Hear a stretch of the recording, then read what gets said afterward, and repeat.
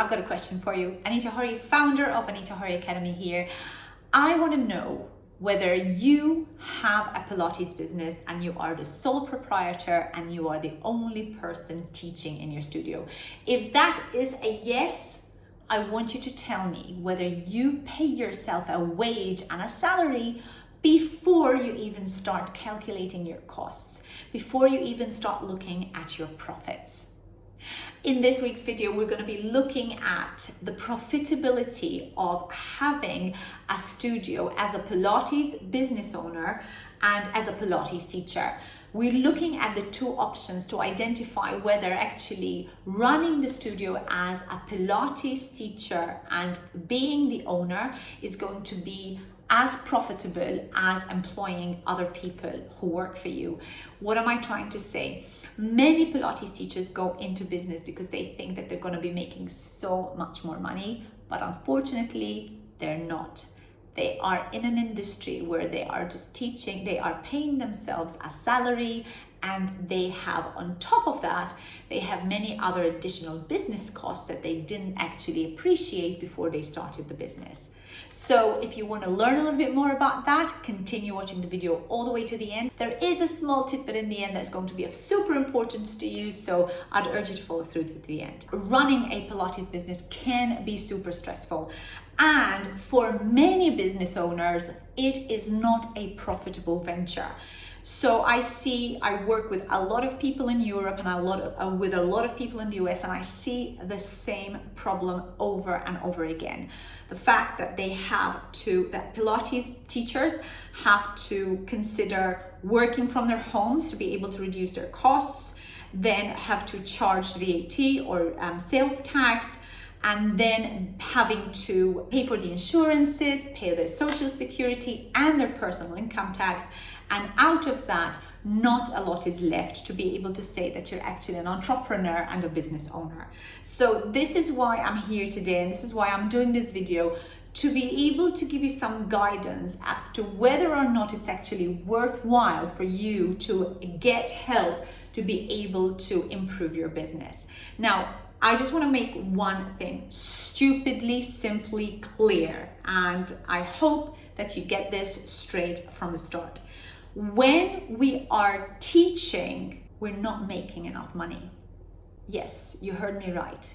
When we are teaching, when we are the ones who are teaching in our business, we are not making enough money because we are not out there to grow our business. We are not out there to look for new clients and to improve our services and our values to our clients. We are so tied up with teaching these hours, and we are getting so exhausted because all we're doing is going from one session to another without having to think above the business and to actually work on the business, and we're not able to see outside the little studio that we have.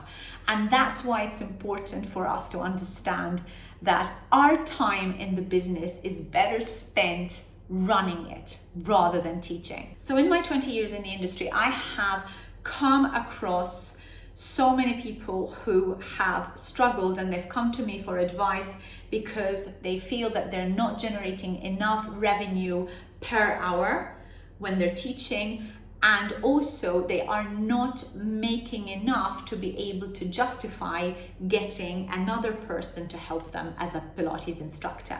Of course, these two are related, because if the studio was making enough money per hour, it should be able to generate enough revenue so that the business can pay an instructor. Now, I have a rule of thumb that I have used successfully in turning around studios from lifestyle businesses that are loss-making or barely even viable to proper businesses that have value and generate enough income for the owner for the hours that they actually put into it. The rule is that any studio should not be paying an instructor more than 1/3 of the net revenue that that instructor is generating from the sessions that they teach. In other words, if you are paying $30 an hour to the teacher, the business must be generating $90 an hour plus sales tax to be able to fully sustain the employee's wage. The employee. So I am a Pilates instructor. I'm also a business owner, and I'm a teacher trainer and business coach. So my idea of running a Pilates studio would be very, very different to when I initially started, and that was purely being a Pilates teacher. When I was a Pilates teacher, all I wanted to do was just give the right value, the right service, and damned amazing lesson, but I wasn't really looking at charging the right price for my services because I thought that maybe I'm not worth it. Maybe I'm not worth as much as someone who's got more experience. I wasn't even thinking about whether or not I was profitable. And I'm sure that there are thousands of us out there that are in the same boat right now. Now, the more experience I got in the industry, the more I understood that, hang on, I need to put my business hat on. And my previous business experience has shown me that Pilates has to be run as a business. Yes, we are in the industry because we are empaths. And yes, we are in the industry because we want to give value to our clients. But at the end of the day, the business has costs. These costs have to be covered. And we need to make enough money, not only to cover our costs, because otherwise we're better off going to get a job, right? We need to make sure that we are profitable and increasing our businesses and improving the services that we give to our clients. So when you're running a studio, the only way to identify the growth and the profitability of the business is to look at the residual revenue that you get from the investment that you have put into your business.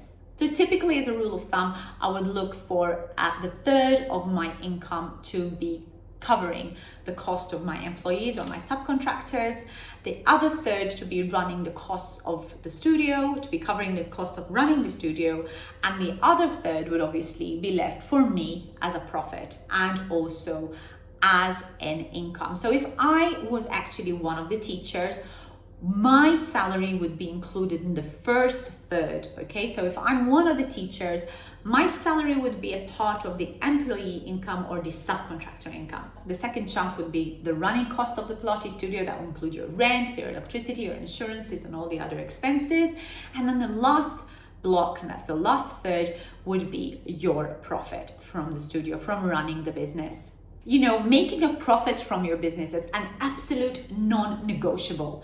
There's no way that you can say, I'm running my business, I'm employing these people, I'm having subcontractors, I'm having employees, and I'm paying more to the employees and I end up with no profit. No, then if that's the case, then you might as well just shut up shop and go and work as a Pilates teacher somewhere else where you know that all you're earning is your income. Many Pilates studios are run by the owners themselves, and unfortunately, most of the time, the owners are not allocating their wages as if they were employing somebody else. They just take the net revenue from whatever is left from the business. But again, that is working blindly. That is working with no strategy at all. You as a business owner are also an employee of the business, and you need to be drawing out a salary as if you were employing another person to cover for you. Now, here's the problem. Many people who run Pilates businesses are taking the financial risks. They're investing in the infrastructure and putting in the hours above and beyond the teaching hours. They should be drawing more than their employees and not less. Somehow the Pilates industry has managed to perpetuate a situation where many Pilates teachers open up their own studios thinking that they're going to manage their own business and they're going to make things better for themselves, when they end up working much more and much harder for running the business and teaching, and they don't manage to draw in enough to be able to cover themselves a decent salary, the same salary that they would be earning if they were working for somebody else. This is the harsh reality. It's super important for you when you are starting your business that you have a proper set out business plan to understand that having a Pilates business and running a Pilates business is going to entail costs, and then you are going to need employees and you are going to need subcontractors. And if you are teaching as a teacher in your own business, in your own studio, you have to draw your salary as a wage. So let's take a typical example, and let's say that I am paying my teachers $30 an hour for working a 40-hour week. And my overheads, which would include the depreciation of my apparatus and any other assets, and then any other additional staffing, so we're looking at receptionists or even cleaners or accountants or insurances, etc., run at $1,200 per week. My overheads, including the teacher salary, excluding taxes, is going to be $62,400, and that is for the teacher salaries, and also another $62,400 at $1,200 a week. So we're looking at an operating cost of $124,800 to run the studio. That is breaking even. That is not even making 1 single cent of profit. So you will see that in this model, I am treating aggregated overheads at the same level as I am paying my instructors just to break even. Any profit needed for the business owner comes on top.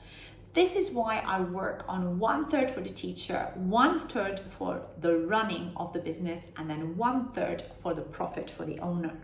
And now if the owner of the business is also a Pilates instructor and they are working in the business, then we have to account for their salary. So you can see how important it is for you to set up a right business plan before you even start your Pilates business. And it's also very crucial for you to keep in mind that you need to be employing instructors and you have to have the right markups. And in that markup, you're going to set up your pricing strategy. Once you've set up your pricing strategy, you'll be able to see whether you have outplaced yourself in the market, so you have overpriced yourself in the market, or maybe you still underpriced yourself in the market. If you have underpriced yourself in the market, that's a huge bonus, and I would congratulate you and just say to you, you need to make sure that you increase your selling price. And if you haven't, and if you feel that you have overpriced or you've outpriced yourself from the market, then you need to figure out a way of identifying how you're going to reshuffle your figures in your business plan to be able to make this work for you. This is why the business plan is done at the beginning of the setting up of the Pilates studio, because then it's going to give you an idea whether your project and your venture is worthwhile. I hope that was valuable information for you, and if you need some help and mentoring on how to be setting up your business plan to be able to increase your sales and also to identify what is the best strategy for paying your employees and even paying yourself as an employee, a part of your business, do reach out to me. I do offer free strategy calls and I would love to hear more from you. Hit the link below. There is a link to be able to book yourself into one of the strategy sessions. We'll be able to identify where your weaknesses are in your business and where you need to be able to improve, and whether I offer the right strategies to be able to help you increase your business. And if I can't give you the right strategies, then I'll promise you that I will put you in touch with someone who can. And if that is not even possible, I will guide you to some online information that you'll be able to access until the time where you are able to work with a mentor. I hope you liked the video. If you did like the video, hit the like and of course subscribe to my channel, and don't forget to ring the bell so you get notified every time I upload a video online. Until my next video, guys, goodbye for now.